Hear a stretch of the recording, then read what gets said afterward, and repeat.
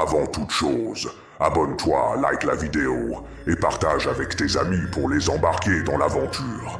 On dit que cette forêt a toujours été là, avant le village, avant les hommes. Elle était là quand les premières pierres ont été posées, et elle sera là quand la dernière maison s'effondrera. Je m'appelle Julie, j'ai quitté la ville pour retrouver un peu de calme. Cette maison était donnée, trop donnée peut-être. Les voisins m'ont regardé comme si j'étais déjà morte. La plupart des gens ne restent pas. Ceux qui restent ne sont plus tout à fait eux-mêmes. La forêt vous observe. Elle connaît vos faiblesses. Et quand elle a assez regardé, elle frappe. Cette nuit-là, je n'ai pas dormi. Quelque chose respirait derrière ma fenêtre. Quelque chose de grand, de patient. Et quand l'aube est enfin venue, j'ai trouvé ça sur le rebord. Une main d'enfant, taillée dans du bois mort. Et gravée au dos, un mot. Viens. J'ai commencé à chercher. 1962. 7 enfants sont entrés dans cette forêt. Un seul est revenu. Il ne parlait plus. Il ne faisait que dessiner la même chose, encore et encore. Une forêt avec une porte. Les dessins montraient tous la même porte. Et le dernier me représentait devant elle, comme si quelqu'un ou quelque chose m'attendait depuis 50 ans. J'ai trouvé le survivant, un vieil homme nommé Jean, reclus à la lisière des bois. Je suis le dernier à savoir, m'a-t-il dit. Les autres sont morts, ou partis, ou devenus autre chose. La forêt ne prend pas que les enfants, elle prend ceux qui l'appellent.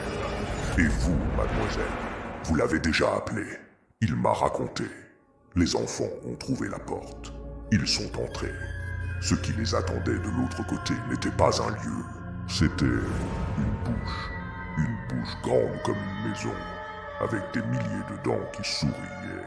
Il m'a montré une vieille photo. C'était lui, Jean, aux côtés des enfants disparus. J'ai eu 50 ans pour comprendre ce qui s'est passé, a-t-il dit. La porte ne prend pas vos corps, elle prend vos souvenirs, votre identité. Elle vous vide, comme on vide un seau d'eau, et elle laisse quelque chose d'autre à la place.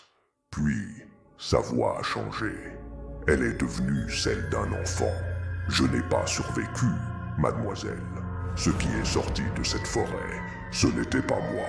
C'était ce qu'il m'avait laissé en échange. Et maintenant, je suis de nouveau affamé. J'ai voulu fuir, mais la porte de sa maison avait disparu, remplacée par un mur de feuilles qui pulsait. Son ombre s'est étirée, devenant un enfant sans visage. Chaque 50 ans, la forêt a besoin de quelqu'un de nouveau, quelqu'un qui prend ma place. Et ce soir, c'est vous. Le corps de Jean s'est effondré. Une fumée noire en est sortie. La silhouette d'un enfant qui m'a regardé avec une profondeur infinie.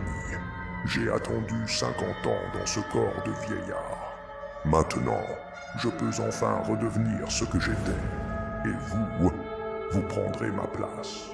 Pour toujours. Des mains spectrales d'enfants m'ont emporté à travers les arbres, jusqu'à une porte colossale faite d'os et de bois. On dit que la forêt prend les enfants qui s'égarent. Mais ce n'est pas vrai. La forêt les attire. Elle connaît leurs peurs, leurs désirs. Et elle leur offre exactement ce qu'ils veulent, pour le prix de leur âme. La porte s'est ouverte sur une lumière blanche. J'ai été aspiré. De l'autre côté, il n'y a pas d'enfer. Il n'y a pas de paradis. Il y a un entre-deux. Un lieu où les âmes sont collectées, triées et consommées. Une entité sans forme m'a accueilli, parlant avec des dizaines de voix. Bienvenue, nouvelle gardienne. Tu vas maintenant collecter les âmes à ton tour. Tu vas attendre 50 ans dans un corps qui n'est pas le tien. Et quand ton temps viendra, quelqu'un d'autre prendra ta place. C'est la loi. J'ai compris. Ce n'est pas une punition, c'est un cycle. Et maintenant, j'en fais partie. J'ai vu mon propre corps à la lisière de la forêt. L'enfant chose s'éloignait en portant mon visage. Le nouveau gardien a pris ma place. Il vit ma vie. Personne ne sait que la vraie Julie est maintenant une collection de souvenirs suspendus dans l'éternité. Maintenant, je comprends. La forêt ne veut pas nous détruire. Elle veut nous collecter. Nos souvenirs, nos peurs, nos rêves. Elle en fait un festin éternel. Et moi, je vais attendre 50 ans jusqu'à ce que le prochain n'arrive. La forêt vous regardera. Elle connaît vos faiblesses. Et quand elle sera prête, elle frappera. Elle a tout son temps. Elle a toujours eu tout son temps. Si cette histoire vous a plu, abonnez-vous pour ne rien manquer.